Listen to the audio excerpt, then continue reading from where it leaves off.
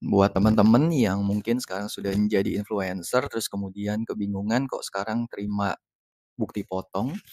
Nah, kok bukti potongnya juga bukan dari uang yang diterima. Nah, sekarang kita bahas ya kenapa hal itu bisa terjadi.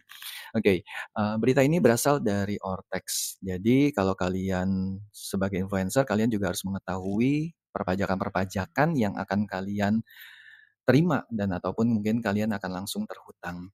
Oke, bayar influencer apakah perusahaan perlu potong PPh pasal 21? Maka secara gampangnya jawabannya ya, iya pasti ya.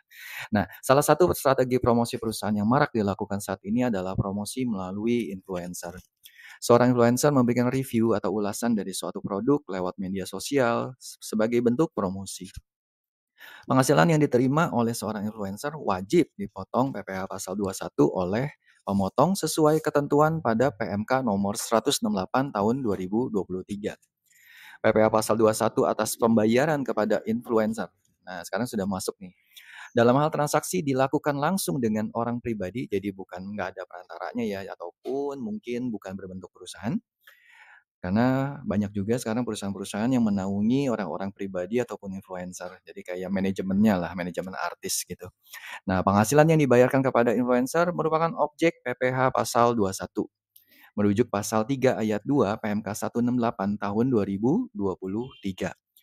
Pembuat pencipta konten pada media yang dibagikan secara online ya atau daring termasuk influencer, selebgram, blogger, vlogger, dan sejenis yang lainnya. Termasuk dalam profesi yang dikategorikan sebagai bukan pegawai. Nah, teman-teman buat yang memberikan atau pemberi penghasilan juga harus tahu bahwa kita harus lihat bahwa ini adalah kategorinya, yaitu bukan pegawai. Sebagai catatan, apabila kerjasama dengan influencer dilakukan melalui agensi ataupun manajemen yang berbentuk badan, penghasilan yang dibayarkan oleh perusahaan terhutang PPh pasal 23 karena dia bentuknya badan, ya. Tapi kalau ternyata memang menggunakan badan tetapi pembayarannya langsung seluruhnya kepada si influencernya, maka secara otomatis dan juga kontraknya juga kepada orang pribadi itu langsung dan tidak menaungi, artinya kontraknya itu tidak terjadi kepada si badannya, maka tetap menggunakan 21. Tetapi catatan ini hanya digunakan ketika ternyata kontraknya juga kepada manajemen artisnya ataupun manajemen influencer ataupun agensi yang sudah berbentuk badan. Badan itu ya bisa berbentuk PT, PT perorangan, CV, dan sebagainya. Nah, kemudian kita harus tahu tarif dan DPP PPh pasal 21 influencer. Tarif yang digunakan untuk menghitung PPh pasal 21 jelas menggunakan pasal 17 Undang-Undang PPh. Seperti biasa kita ketahui, lapisan pertama adalah 0 sampai 60 juta yang menggunakan tarif 5%, kemudian 60 sampai 250 juta menggunakan tarif 15%, 250 sampai dengan 500 juta menggunakan tarif 25%, antara 500 juta ya lebih dari 500 juta sampai dengan 5 miliar maka dikenakan 30%. Di atas 5 miliar dikenakan 35%. Nah, untuk teman-teman sebagai pemotong, ya, ini yang harus pahamin, merujuk PMK 168 tahun 2023, DPP-nya adalah 50% dari penghasilan bruto dalam satu masa pajak atau saat terutangnya pajak. Jadi, yang namanya bukan pegawai, sekarang kita selalu menggunakan formula seperti ini. Oke, 50% dari penghasilan bruto. Nanti contohnya ada, apabila dalam penyerahan jasa terdapat penyerahan material atau mempekerjakan pihak lain. Penghasilan bruto dihitung dari jumlah pembayaran dikurangi pembelian material atau upah yang dimaksud. Hal tersebut dapat dilakukan sepanjang jumlah pembelian material atau upah untuk pihak lain dapat diidentifikasi melalui kontrak atau perjanjian. Nah, di sini teman-teman dari pihak yang melakukan pemotongan harus hati-hati, ekstra hati-hati ya. Pertama, berarti harus ada kontrak. Kontraknya yang menyatakan bahwa materialnya sekian, terus kemudian yang upahnya sekian. Tetapi apakah cukup sampai di situ? Maka menurut saya, menurut aku itu nggak cukup di situ. Lalu harus ditambah dengan apa? Pembuktian bahwa memang materialnya berjumlah segitu.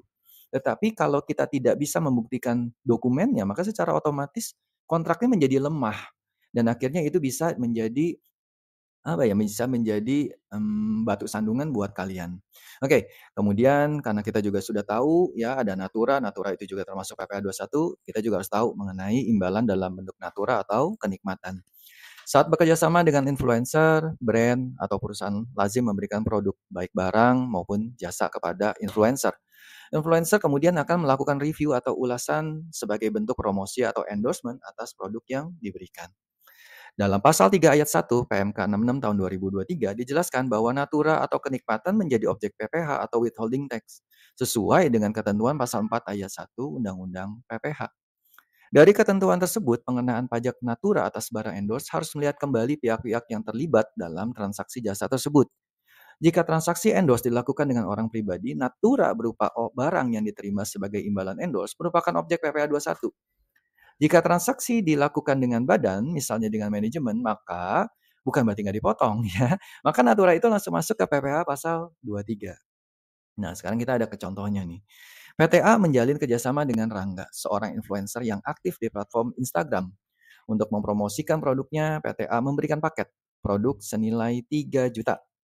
Oke, produknya ya 3 juta. Selain itu, PTA juga memberikan fee sebesar 5 juta. Ini pertanyaannya berapa yang dipotong? Sesuai dengan PMK 168 tahun 2023, PTA wajib melakukan pemotongan PPh 21 atas penghasilan yang diterima oleh Rangga, baik penghasilan dalam bentuk fee maupun barang. Kok barangnya juga termasuk? Iya, karena yang tadi sudah dibilang bahwa itu termasuk natura. Dengan penghitungan sebagai berikut. PPh pasal 21, 5% kali 50% kali 8 juta sama dengan 200.000. Nah, ketika kita tahu bahwa semua ini dikenakan PPh pasal 21-nya dan juga ya PTA memberikan paket produk, teman-teman harus hati-hati nih.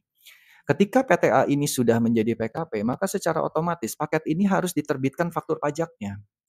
Oke, faktur pajaknya harus diterbitkan. Kalau faktur pajak tidak diterbitkan, nanti mutasi di dalam persediaan kalian itu akan menjadi batu sandungan kembali buat kalian. Jadi hati-hati saja. Oke, kesimpulannya apa? Kesimpulannya adalah ketika kita ada pembayaran kepada influencer, baik itu kepada influencernya langsung maupun kepada agensi, maka itu akan terutang PPh. Kalau kita bayar langsung kepada influencer, ya maksudnya dengan kontraknya, ya dokumen-dokumennya juga harus lengkap, baik itu kontrak, pembayaran, dibuktikan semua dan itu langsung kepada influencer yaitu orang pribadi, maka itu dikenakan PPh pasal 21. Tetapi ketika kita lakukan kontrak, kemudian dokumen-dokumen menyatakan pembayarannya langsung kepada agensi, ataupun manajemen daripada si influencer tersebut, maka itu dikenakan PPh pasal 23. Apa saja yang dikenakan? Bukan hanya fee-nya saja, tetapi juga termasuk barang yang menjadi contoh kepada si influencer tersebut. Jika memang itu diberikan dan tidak dikembalikan. Ya, beda ketika itu dikembalikan ya. Tapi kalau itu diberikan secara cuma-cuma, ya diberikan begitu saja, maka secara otomatis apa? Ya sudah itu harus dikenakan semuanya. Nah, kemudian itu juga termasuk, jadi bukan hanya 21 doang, ya natura itu bukan hanya dimasukkan ke 21 doang, tetapi itu juga dimasukkan ke dalam PPh 23 ketika kita bertransaksi dengan pihak badan. Oke, dan satu hal yang paling penting yang aku ingatkan adalah ketika barang keluar dari gudang, tolong teman-teman sebagai PKP jangan sampai lupa untuk membuat faktur pajaknya. Oke teman-teman, itu aja. Semoga video ini berguna buat kalian. See you, bye-bye.